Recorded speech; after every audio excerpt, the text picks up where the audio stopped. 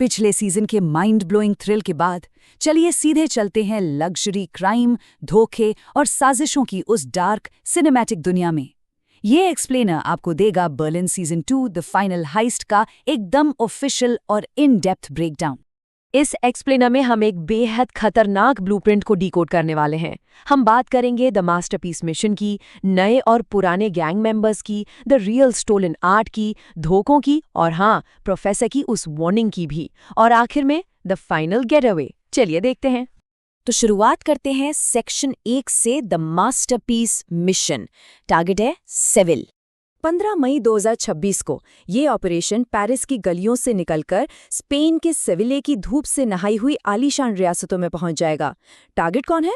Duke और duchess of Malaga. और दिखावे के लिए कवर क्या है? डाविंची की famous painting lady with an ermine की चोरी।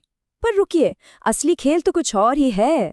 असल में ड्यूक ऑफ मलागा बर्लिन को ब्लैकमेल कर रहा है, और जैसा कि हम सब जानते हैं, बर्लिन और बदले की आग एक बहुत ही डरावना और डेडली कॉम्बिनेशन है। अब आते हैं अपने दूसरे सेक्शन पर, assembling the crew, the roster returns. इस 8 एपिसोड की सस्पेंस भरे मास्टर स्ट्रोक के लिए हमारे फेवरेट मास्टरमाइंड्स वापस आ रहे हैं, और वो भी अपने और गहरे राज लेकर। कीला अब फील्ड ऑपरेशंस में अपना जलवा दिखाएगी। डेमियन का एक नया रूप सामने आता है, एक क्वांटम फिजिक्स प्रोफेसर का। कैमरून तो वैसे ही एक्शन हैवी और बेबाक है।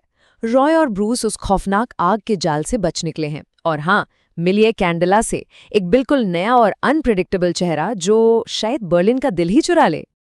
आगे बढ़ते हैं तीसरे सेक्शन की तरफ, the real stolen art, a vault of secrets. अब इस एक्सप्लेनर का सबसे शानदार हिस्सा सुनिए।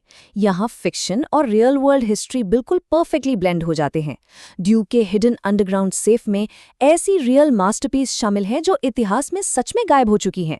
सोचिए, 1939 में नाजियों द्वारा जब्त की गई राफेल की पेंटिंग, या 1969 में माफिया की चुराई कारवागियों की नेटिविटी, 1990 का काटा गया रेम्ब्रांट का फ्रेम, और 2010 में पेरिस स्पाइडरमैन द्वारा चुराई गई मोदिग्लियानी की पेंटिंग। मतलब ये टीम के लिए लूट का एक अनबिलीवेबल और बेशकीमती खजाना है। और इसके अलावा एक सेकेंडरी हाइस्ट भी है, एक ऐसी वॉल्ट जिसमें जानलेवा आग का जाल बिछा है। वहां से पूरे $75 मिलियन उड़ाए जाने हैं। $75 मिलियन कैश! इमेजिन कीजिए इस चोरी का लेवल। लेकिन सच कहूं तो ये भारी रकम भी डाविंची की उस पेंटिंग के आगे फीकी पड़ जाती है। असल दुनिया में इसी पेंटिंग को पोलैंड की सरकार को पूरे 100 मिलियन यूरो में बेचा गया था। यहाँ रियलिटी और फिक्शन का एक कमाल का खेल चल रहा है। एक तरफ बर्लिन की गैंग इस पेंटिंग को एक हाई स्टेक्स डाइवर्जन के लिए इस्तेमाल कर रही है, जबकि आर्ट हिस्ट्री के दीवानों को ये अच्छे से पता होगा कि रियल दुनिया में ये ओरिजिनल मास्टरपीस क्रैकॉव, पोलैंड के म्यूजियम में बिल्कुल सेफ रखी हुई है। Section 4, betrayals and broken hearts, complications arise. भाई, कोई भी लग्जरी रॉबरी बिना धोखे और नुकसान के पूरी नहीं होती। इस पूरे ऑपरेशन का सबसे डार्क और इमोशनल कोर इसके ट्विस्ट्स में छिपा है। रईस खानदान अंदर से ही टूटने लगते हैं। बॉडीगार्ड सैमुअल ड्यूक से अपने लगाव के कारण इस चोरी को होने देता है, और डचेस जेनोवेवा वो एल्वारो को छोड़कर डेमियन के पास चली जाती है। तो सोचिए, एक मास्टर चोर आखिर क्या करेगा जब उसका इतना ब्रिलियंट प्लान सचमुच आग की लपटों में घिर जाए। पानी के बीचों बीच एक अचानक हुआ हमला, और दांव पर लगी जिंदगियों के बीच अब एक खौफनाक और मुश्किल फैसला लेना ही पड़ेगा। और यहाँ आता है सबसे दर्दनाक मोड़। कैमरून, जो ग्रुप की सबसे एक्सप्लोसिव और बिंदास सदस्य थी, वो अपने फाउंड फैमिली, अपने साथियों को उस यॉट एम्बुश से बचाने के लिए बर्फीले पानी में अपनी जान की कुर्बानी दे देती है। रॉय के लिए छोड़ा गया उसका आखिरी voice note, the love of her life, सच में किसी का भी दिल तोड़ देगा। उसका इस तरह से जाना इस पूरी लग्जरी डकैती की एक बहुत ही भारी इमोशनल कीमत तय कर देता है। सेक्शन 5, द प्रोफेसर्स वार्निंग, एक भाई की सलाह। जैसे ही थोड़ी धूल छंटती है, एक ऐसा कैमियो आता है जिसका सबको बेसब्री से इंतजार था। ये मनी हाइस्ट के यूनिवर्स को सीधे जोड़ता है। सर्जियो यानी अपना द प्रोफेसर खुद इसमें दखल देता है। वो बर्लिन को वार्निंग देता है कि उसका प्लान बिखर रहा है, और उसे सलाह देता है कि ड्यूक के सारे क्राइम्स के सबूत इकट्ठे करें। और यही एंट्री होती है द मॉरल कोड की। बदले का ये ट्विस्ट कितना ब्रिलियंट है ना। बर्लिन उन चुराई हुई असली मास्टरपीस को अपने पास रखने के बजाय उन्हें चुपचाप अनाम रूप से म्यूजियम्स को वापस लौटा देता है। क्यों? ताकि उस दागदार ड्यूक को पूरी तरह से दिवालिया और तबाह किया जा सके। Mastermind move.